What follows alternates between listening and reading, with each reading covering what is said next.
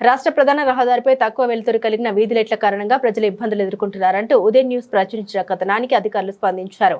పంచాయతీ అభివృద్ధి అధికారి శ్రీమతి గీత ఆదేశాల మేరకు అధిక వెలుతురు కలిగిన కొత్త ఎల్ఈడీ వీధి లైట్లను ఏర్పాటు చేశారు.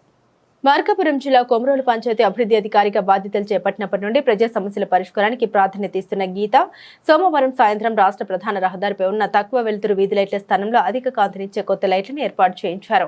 పంచాయతీ విద్యుత్ మెకానిక్ అబ్దుల్ పారిశుద్ధ్య కార్మికుడు గురుస్వామి సహకారంతో సుమారు 20 వీధి లైట్లను మార్చి గతంలో ఉన్న 24 వాట్ల లైట్ల స్థానంలో 50 వాట్ల సామర్థ్యం కలిగిన ఎల్ఈడీ లైట్లను అమర్చారు. దీంతో రాష్ట్ర ప్రధాన రహదారి అంతా ప్రకాశవంతంగా మారి వాహనదారులు పాదచారులకు మెరుగైన వెలుతురు అందుతుంది. ఈ సందర్భంగా కొమరోలు గ్రామ ప్రజలు పంచాయతీ అభివృద్ధి అధికారి శ్రీమతి గీతను అభినందించారు. కాగా ఏప్రిల్ 8వ తేదీన రాష్ట్ర ప్రధాన రహదారిలో వీధి దీపాలు గుడ్డి దీపాలుగా మారాయి అనే శీర్షికతో ఉదయం న్యూస్ లో ప్రచురించిన కథనానికి స్పందనగానే ఈ చర్యలు చేపట్టినట్లు స్థానికులు పేర్కొన్నారు. పంచాయతీ విద్యుత్ మెకానిక్ అబ్దుల్ కూడా గతంలో 24 వాట్ల లైట్లు ఉండగా ప్రస్తుతం 50 వాట్ల అధిక వెలుతురు కలిగిన వీధి లైట్లను ఏర్పాటు చేసినట్టు తెలిపారు.